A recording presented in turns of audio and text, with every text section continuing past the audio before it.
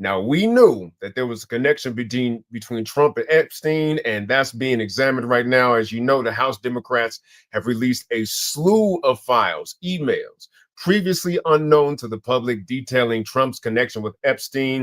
And the mainstream's talking about that, but sliding beneath the radar, something that ain't being discussed right now, is the revelation that Epstein was sinking his colonizing claws into the continent, y'all.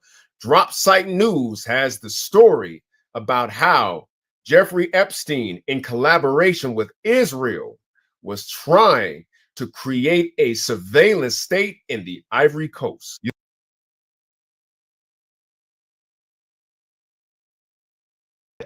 All right. Welcome to This Week in Africa, your weekly live stream where we talk about all things pertaining to the continent of Africa and the stories that are important to you and the progression of the continent.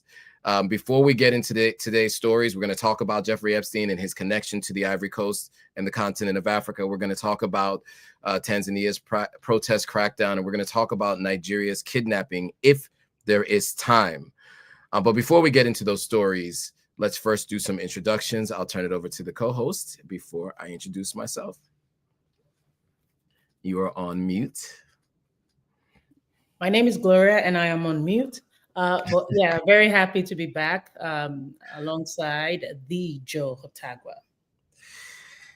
And I am Joe Hotagwa, founder and CEO of Authentic African. Our goal is to help people visit, move, and invest on the continent of Africa and educate folks about what's happening on the continent. Today, we had a packed agenda, but due to outside circumstances, we may not be able to get through every story, but we will ensure that you guys get access to the stories in the description for you to check out on your own. So make sure you guys check out the description of this video so that you can check it out.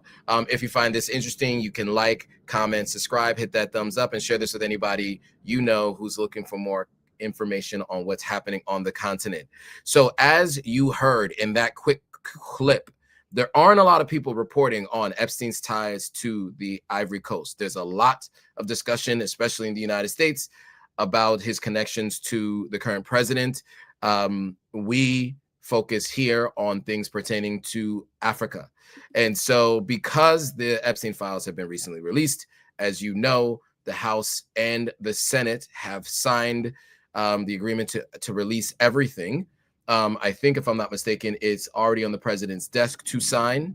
And so we will see what comes out more. But what we've seen so far is this story of Jeffrey Epstein and his connection to Côte d'Ivoire. And it's really deep. The Drop Site News has a long story on this. I'll make sure that it's in the description as a follow-up if you guys want to read it.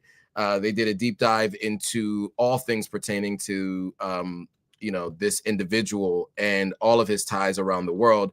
But we're going to talk specifically to the Ivory Coast. So with that, I'm going to play the rest of this clip. Now, keep in mind, this is African Diaspora News Network and their quick summary of the story. I do want to maybe give a little bit more insight from the Drop Site News article, just so you kind of have a little bit more of some of the details, of the high-level details before I play the video. So one, Epstein and the former Israeli defense minister Ehud Barak collaborated a ton on a number of different things. Now, there are all kinds of conspiracies about that. You can read about them on your own and make your own determinations, but we know that is for sure. In that process, they worked to sell surveillance systems to Côte d'Ivoire. There are many reasons why people think that is, right? As you've heard, Burkina Faso specifically has implicated Côte d'Ivoire in spying tactics and also potential coup attempts, right? So that has been their claim. There have been other things that have been claimed about Côte d'Ivoire, but just know that at the very least, we know that Israeli surveillance systems, heavily subsidized by American tax dollars, have been used in Côte d'Ivoire, or at least purchased by Côte d'Ivoire. We know that for sure. The newly leaked emails from the House Oversight Committee documents shown that Epstein acted as an unofficial fixer for Israeli intelligence interest in Africa. So it goes beyond in Côte d'Ivoire, but this is the specific story that they focused on. He facilitated deals, arranged meetings, and maintained relationships with Ivorian elites. Ehud Barak, the then Israeli defense minister, continued negotiations even after leaving office. The former president of Côte d'Ivoire was a part of those conversations. Ivorian authorities, their interior minister at the time and chief of staff were also involved in those conversations. And there were a number of folks in the Israeli intelligence that were involved in these conversations. So there were, many parties involved, Jeffrey Epstein being the broker of these deals. This goes all the way back to 2010. By the way, this was post his original time and sentencing, where he got the illegal deal, the amount of time that he got in Florida by Alex Acosta, who ended up working in Trump's first administration. When Epstein went to jail, he went to jail for a short amount of time and was allowed to leave to go to quote unquote work. So really got a sweetheart deal. When he got out, he continued his influence campaigns. And so if I'm not mistaken, he was out in 2009. So 2010 is when he helped to broker this deal. So he was working on this all the way through to 2014, or at least the deal went all the way through to 2014. It's unclear how long Epstein was involved in these negotiations, but he brokered the deal starting in 2010, and it went until 2014. At least that's what we have in terms of the information that's come out from the House Oversight Committee. So with that, let me jump into this video, and then we will give some commentary on the other side.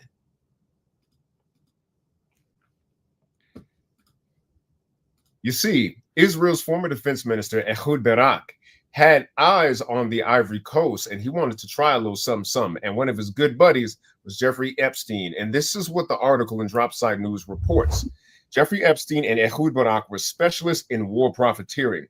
At the end of his tenure as Israel's defense minister and after his supposed retirement, Barak embraced a role as a salesman of Israeli security services to embattled governments, opening the door for Israeli intelligence leaders to shape the security apparatuses of several African nations, including the country of Côte d'Ivoire.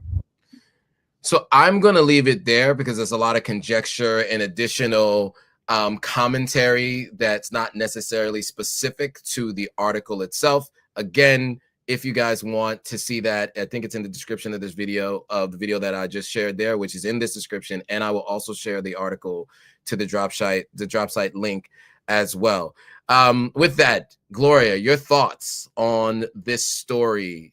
Your thoughts on this story. Yeah, and as you rightfully pointed out, this is an underreported story for obvious reasons.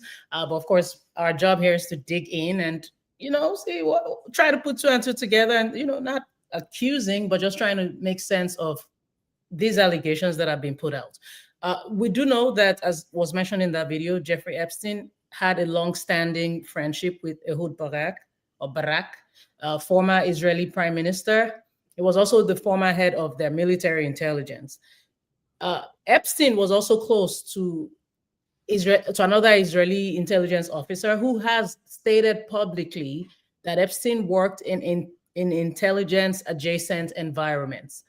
Ghislaine Maxwell, who was Epstein's partner, is the daughter of Robert Maxwell. Robert Maxwell was a documented Israeli intelligence asset with deep ties in Mossad's technology. It is all alleged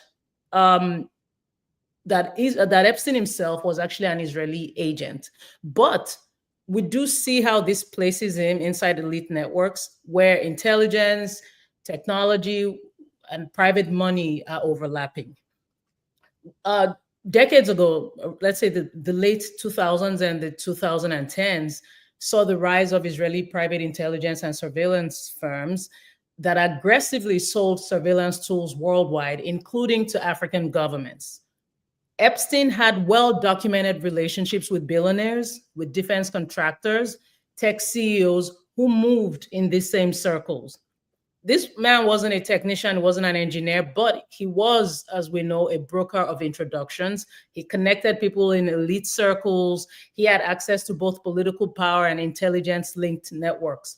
If he's dealing with nations that are heavily corrupt, of course, African nations would be an easy target.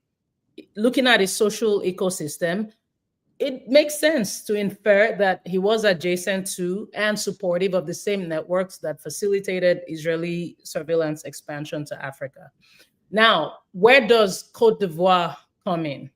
Because the first thing that came to my head when you shared the story with me was, oh gosh, Côte d'Ivoire again. And it just feels like Côte d'Ivoire is always in the middle of mess like this, you know. But what we do know with Côte d'Ivoire is that for over 20 years, it's had power struggles between ethnic and political blocs. You've had presidents who refuse to leave office. You have rival militias. You have rebel leaders who actually become politicians. You have exile leaders returning. So when a country's politics are not institutional, it becomes vulnerable to foreign manipulation. And we know that Côte d'Ivoire has always had heavy foreign influence and interference. We know that it is actually one of the most externally influenced countries in West Africa. France has treated Côte d'Ivoire, for instance, as its post-colonial property for decades. We've seen US military cooperation increase after 9/11. Israel has had long, quiet security ties with several Francophone West African governments. So putting all this together, it almost makes you go, okay, there could be something here for sure. And when you're talking, and the president Ouattara, who's the president of Côte d'Ivoire right now, we know he's corruption-filled, arrest opposition leaders, bans protests, and how does Epstein fit into all of this?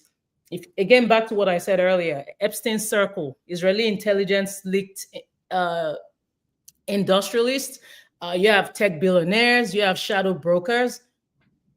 This did push surveillance and cyber tools globally, and Africa definitely is no exception, unfortunately, specifically West Africa, specifically Côte d'Ivoire.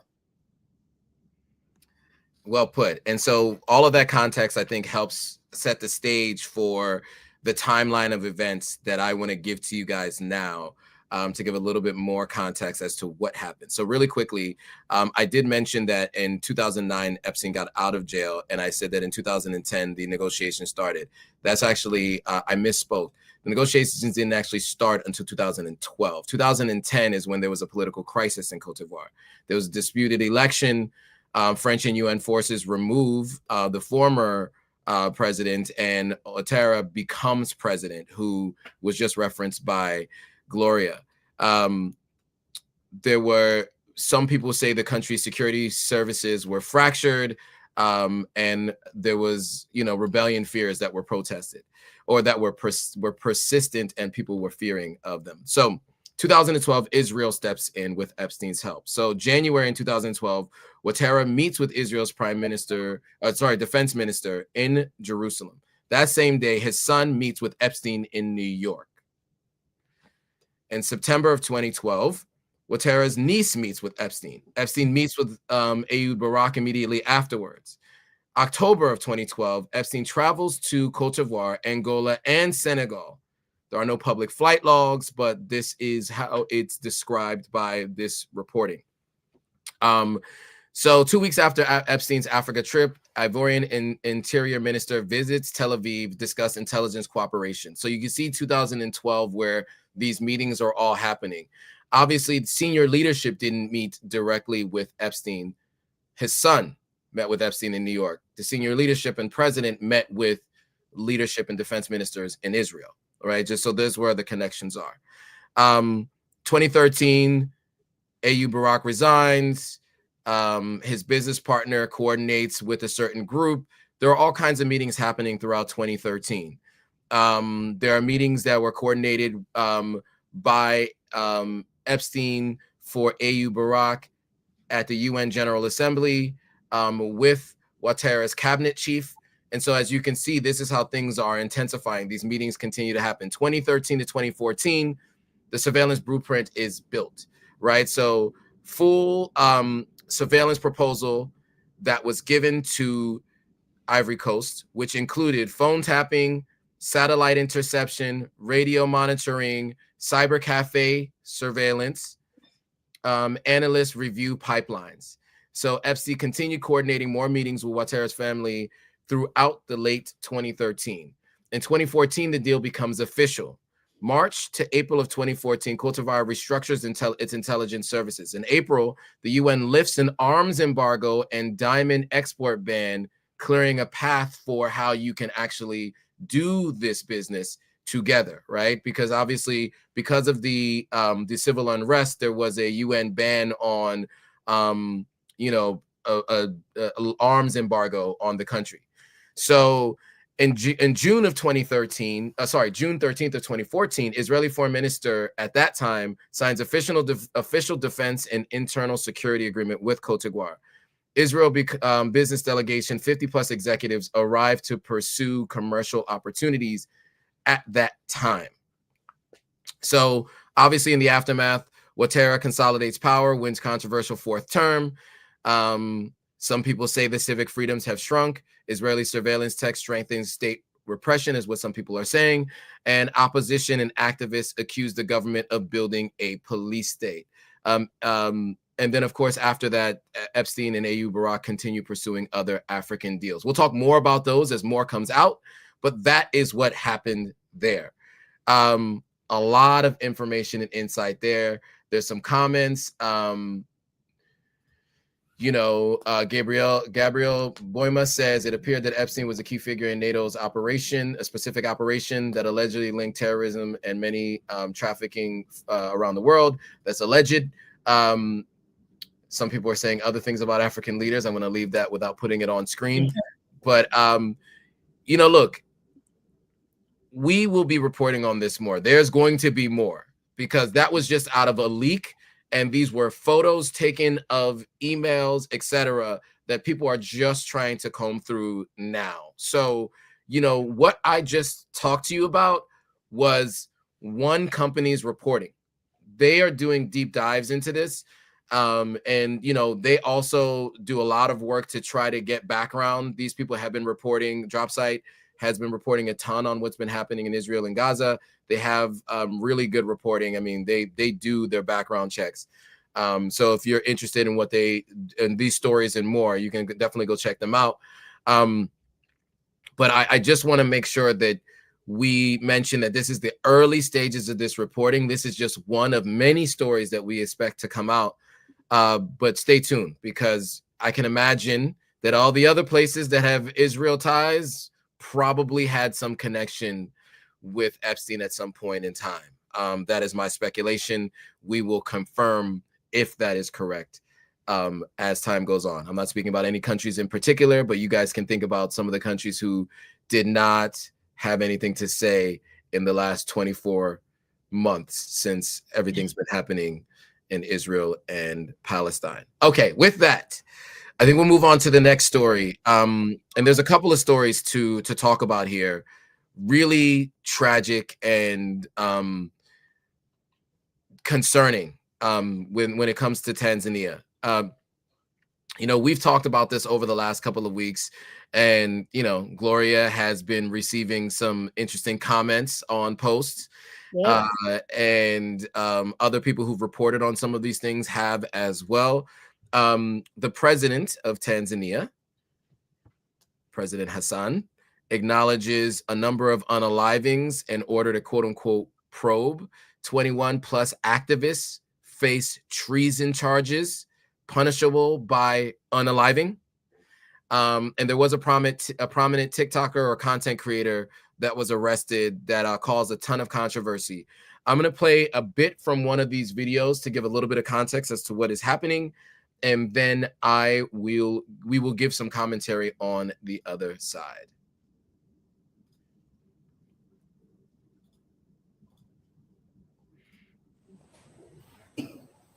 We'll now shift focus to Tanzania, where President Samia Suluhu Hassan has finally broken her silence on the loss of lives caused due to violent protests that rocked the country during last month's elections.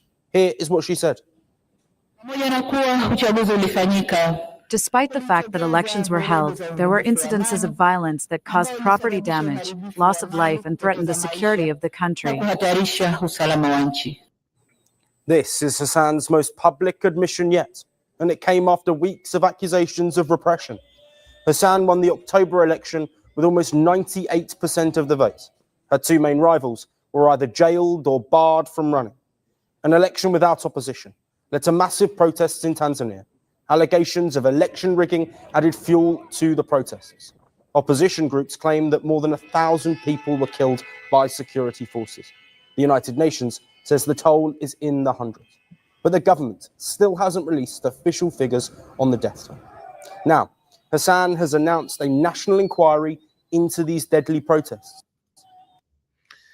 All right, we'll leave it there. There's far too much to review, but Gloria, the arrest of the 21 activists facing treason, the unalivings of an untold number of people, finally the breaking of her silence of Hassan. Your thoughts on all of these factors and things happening? Thank you, Joe. So yeah, I put out a video from our analysis the last time we talked about this, about 2 weeks ago. I put out a clip from the video, and you should see the comments. You should see the DMs that I've been getting since I put out that video. I would say Tanzanians largely agree, but there is this, like, it feels like 1% that I call them Hassan's foot soldiers. And they are in the comments working hard. And it's not just on my post. Anybody who speaks against Tanzania's government, you have little foot soldiers coming in the comments and saying unprintable things to you. It's basically a strategy. We can read through all of this. We see it's the way it works in Africa. Unfortunately, there will always be those people among us who will do things like this. But I wasn't even mad at any of them. I actually understood what was going on. And if anything, I really do feel sorry for you, because you cannot choose to be on this side of history when you claim to care so much about your country and you want the best for your country, but you're joining a government to attack the masses. Everything is confirmed. There's no speculation. We have seen the videos. These things are truly happening. There are Tanzanians who even tell you they're even afraid to as much as like a post, or even for fear of being tracked or traced to their homes. So this is exactly what is going on. Hassan breaking her silence, I mean, I guess thank you, but we need justice immediately for those bodies that haven't been found. And another weapon that I find that governments like Hassan's government uses, it's throughout Africa. It's happened in Kenya, Nigeria, anywhere you see protests. That narrative, and I see the foot soldiers using that narrative as well. They're using that narrative of people are destroying properties. People are being a threat to security of the state. This is what happens when there's anarchy. I've said this before. It comes from the top.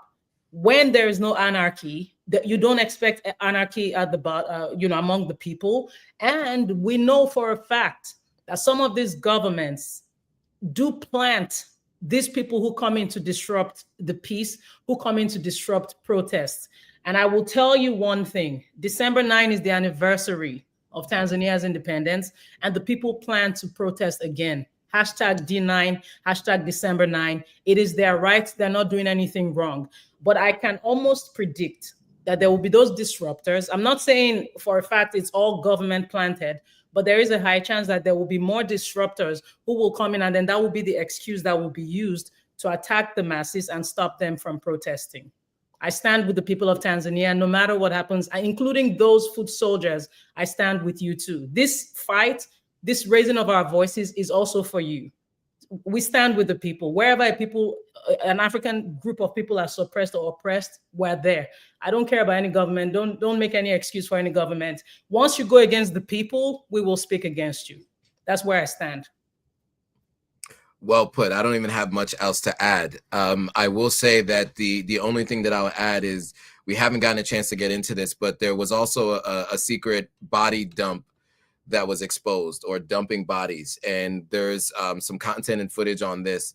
We will have to pick that up next week to review the rest of this story There's also a number of atrocities happening in Nigeria, and I really wish that we could go through some of this because Nicki Minaj spoke on it, which was interesting at the United Nations, and the United Nations had some things to say about Trump's claims, and then some folks from was it Nigeria's defense minister who was on with Piers Morgan, and Gloria has a clip of that up on her page.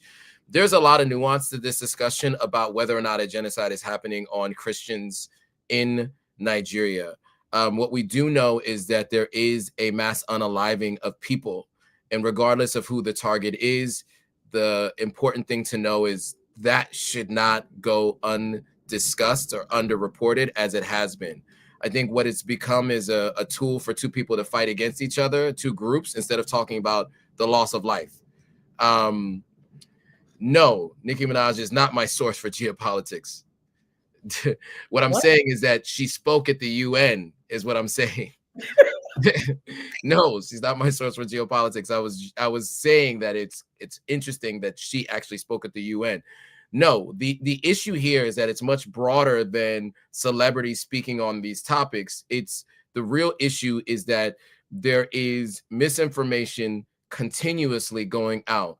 And the question that we have to have is, what's more important? Who's being killed, why they're being killed, or what they're going to do about it, right? And I use the word I'm not supposed to use on YouTube, but what we're going to do about it. And the issue is that nothing has been done not enough has been done since the Bring Back Our Girls campaign, where everybody was holding up pieces of paper saying, bring back our girls, right? So anyway, that's a story that we'll have to report on later. We also want to report on other things as well. South Africa's Palestinian mystery, 130 Palestinians mysteriously arrived in Johannesburg, and there was a peace deal that happened in the Congo. Unfortunately, we do have to jump, and I really wish that we could go into these stories. And I know that Gloria had prepared some thoughts on this. So what we will do is we will cover off on as much of this as we can when we return, because next week is a holiday, and so we'll have to figure out the following week what we can cover. Much of this will have further reporting, so we'll give you the fallout politically on what's happening in Nigeria. We'll give you any updates on what's been happening in Tanzania, the Congo peace deal that has been completed, and then we will give you more of an update on what happened with these Epstein emails. Gloria, any final thoughts before we go? I know this was a very short and abrupt live stream, but do you have any thoughts before we go? Oh, no, I think you've covered it all. Thank you so much, Joe. Yes, and I appreciate you being flexible today. It's been a crazy one. And sorry, guys, for the late start and the early drop off. Life happens outside of these live streams. We'll leave it at that. So with that, I want to thank you guys all for joining. If you found this interesting, hit that thumbs up. If you know anybody who's interested in learning more about what's happening on the continent, make sure you share this with them through WhatsApp, through Instagram, through Facebook, through wherever means you can. And also, if you haven't already, make sure you subscribe to both channels at The Gloria AO. Follow her across all platforms and subscribe to at Authentic African on YouTube, at Authentic_African on Instagram, and all the other platforms that we're on. So with that, thanks for watching. See you guys all on the next live stream. Bye, guys.